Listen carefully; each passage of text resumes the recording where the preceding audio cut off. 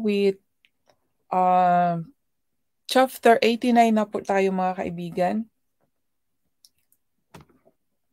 Salamat po sa inyong pagstay ha. At ang haba po nito mga kaibigan. Nasa chapter 88 ng 1 to 52 po. Kaya umpisahan ko nang magbasa para makarami po mga kaibigan. Heavenly Father, I am here again, Lord. Thank you so much for giving us the time at yun po, meron po akong panauhin. God bless them, Lord, from the bottom of my heart. Touch their heart and heal kung ano po yung mga naramdaman nila sa kanilang katawan. Both po financial, physical, and spiritual, material things, Panginoon. Bless us, Lord. Bless them, lalo na po sa aking mga panauhin sa araw na to, Panginoon. Bless them, Lord, and abundantly. At tinataas ko po sa iyo, Panginoon, ang mga taong sa ngayon ay naliligaw pa at hindi pa nila tinutugunan ang iyong pagtawag, Panginoon. Kapaino po ang kanilang mga puso. Galingin mo po sila, Panginoon. Buksan mo po ang kanilang mga mata at ang kanilang tainga para po makita at marinig nila po kayo, Panginoon. Kahit sa ang dako, Panginoon, na alam ko po na gumagamit po kayo ng mga tao para lang po marinig ang tungkol po sa inyo, sa katotohanan po ninyo, Panginoon. At syempre, Panginoon, tinataas ko po yung mga tao, Panginoon, na naghihirap, Panginoon, sa kanilang, sa financial, Panginoon, na wala silang makakain dahil walang trabaho. Panginoon, bigyan mo po sila ng pagkain, Panginoon, sa araw-araw, Panginoon. Pagkain sa spiritual, sa kaluluwa at sa kanilang salaman, Panginoon. Siyempre, Panginoon, isama mo na rin ako at ang aking pamilya, ang aking mga kapatiran, Panginoon, kapatid ko po, my bloodline, siblings, Panginoon, na sana din po ay kanilang makita ang katotohanan tungkol po sa inyo, Panginoon, na maniniwala po sila at sundin po nila ang katotohanan na nakasaad po sa Biblia, Panginoon, dahil yan po ay ang inyong salita. At syempre, Panginoon, sa aking mga panauhin ngayong araw na to, Panginoon, itinataas ko po, Panginoon, sila, Panginoon. Sino man sila, Panginoon, kayo na po nakakaalam. In Jesus' name I pray. Amen.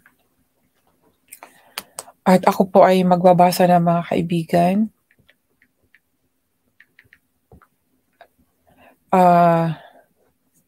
The book of Psalm chapter 89 verse 1 to 52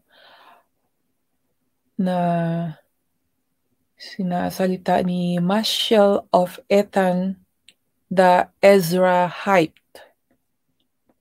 I will sing of the mercies of the Lord forever. With my mouth will I make known thy faithfulness to all generations. Aking aawitin ang kagandahang loob ng Panginoon magpakailanman. Aking ipababatid ng aking bibig ang iyong pagtatapat sa lahat ng salit-saling lahi. Sapagkat aking sinabi, kawaan ay matatayo magpakailanman, ang pagtatapat mo'y iyong itatatag sa mga kalangit-langitan. Ako'y nakipagtipan sa aking hirang, aking isinumpa kay David na aking lingkod. Ang binhi mo'y itatatag ko magpakailanman, at aking itatayo ang luklukan mo sa lahat ng salit-saling lahi. At pupurihin ng langit ang iyong mga kababalaghan, o Panginoon, ang pagtatapat mo naman sa kapulungan ng mga banal. Sapagkat sino sa langit ang maitutulad sa Panginoon? Sino sa gitna ng mga anak ng makapangyarihan ang gaya ng Panginoon. Isang Diyos na kakilakilabot sa kapulungan ng mga banal at kinatatakutan ng higit sa lahat na nasa palibot niya.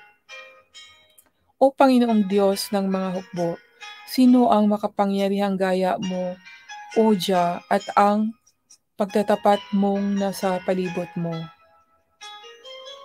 Iyong pinagpupunuan ang kapalaluan sa dagat, pagka nagsisibangon ang mga alon niyaon ay pinatatahimik mo.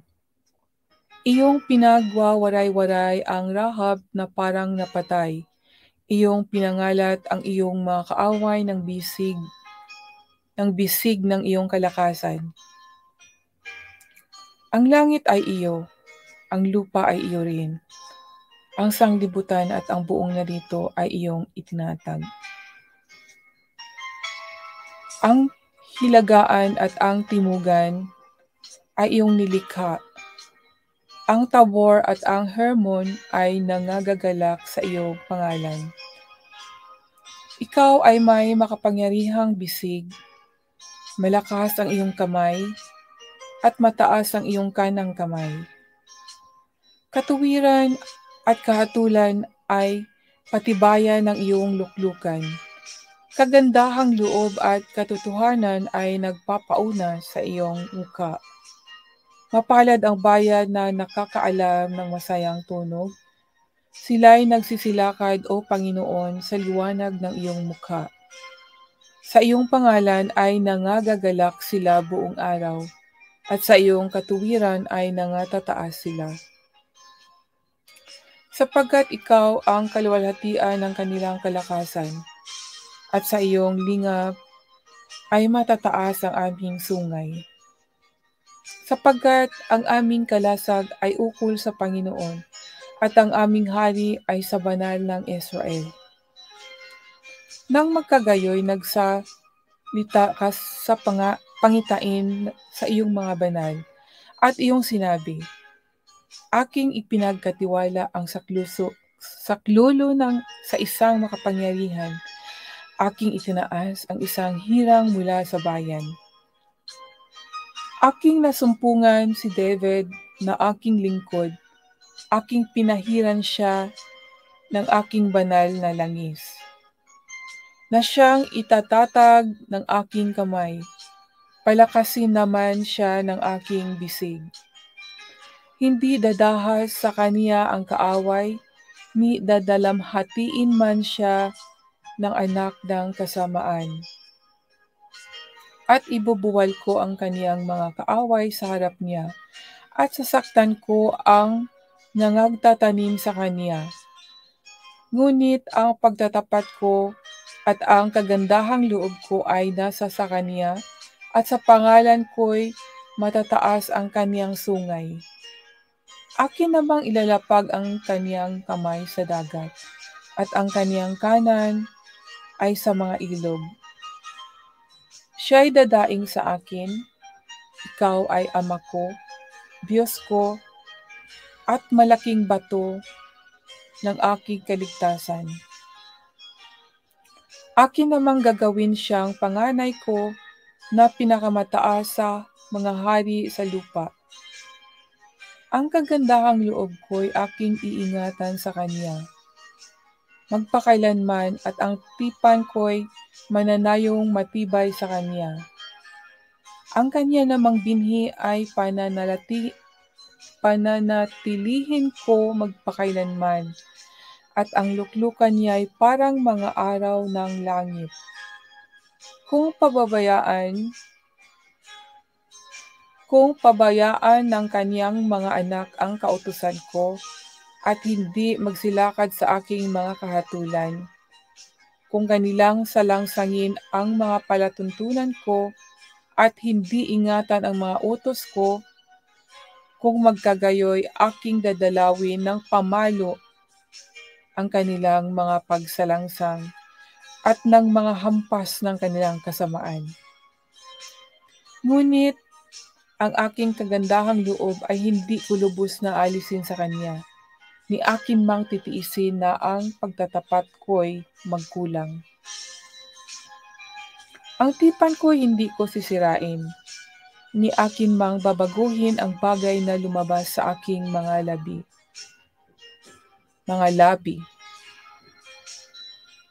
Ang tipan ko hindi ko sisirain, ni akin mang babaguhin ang bagay na lumabas sa aking mga labi. Minsan ay sumampa ako sa pamamagitan ng aking kabanalan, hindi ako magbubulaan kay David. Ang kanyang binhi ay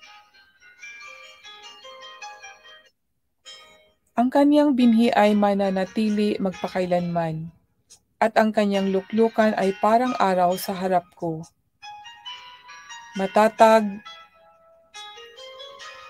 Matatatag magpakailanman na parang buwan at tapat na saksi sa langit. Sela. Ngunit iyong itinakwil at tinanggihan, ikaw ay napuot sa iyong pinahiran ng langis. Iyong kinayamutan ang tipa ng iyong lingkod. Iyong nilapastangan ang kaniyang putong sa pagtatapon sa lupa. Iyong ibinuwal ang lahat niyang mga bakod. Iyong dinala sa pagkaguho ang kanyang mga katibayan. Lahat na nagsisidaan sa lansangan ay nagsisisamsam sa kanya. Siya'y naging kadustaan sa kanyang mga kalapit. Iyong itiniis ang kanan ng kanyang mga kaaway. Iyong pinagalak ang lahat niyang mga kaaway. Oo, iyong ibinaliktad ang talim ng kanyang tabak, at hindi mo itinayo siya sa pakikibaka. Iyong pinaglikat ang kanyang kakinangan, at iyong ibinagsak ang kanyang luklukan sa lupa.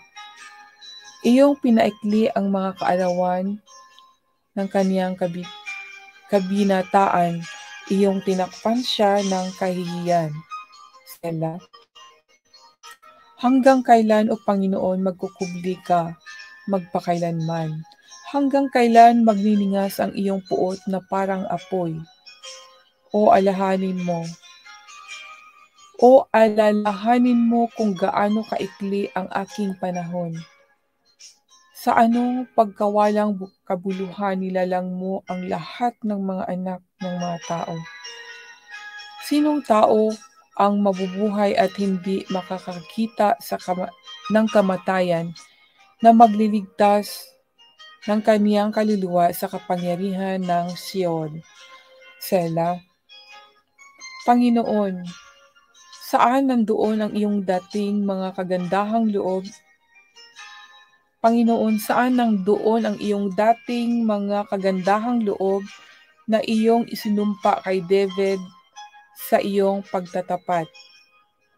Alalahanin mo, Panginoon, ang kadustaan ng iyong mga lingkod, kung paanong taglay ko sa aking sinapupunan ang pagdusta ng lahat na makapangyarihang bayan, na idinusta ng iyong mga kaaway, O Panginoon. Sa kanilang idinusta sa mga bakas ng iyong pinahira ng langis. Purihin ang Panginoon, magpakailanman, siya nawa at siya nawa.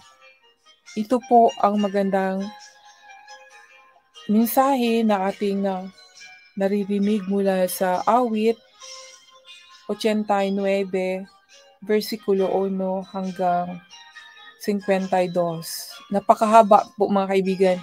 Sa lahat ng binasa ko, ito ang pinakamahaba. Baka ito na siguro ang pinakamahabang verse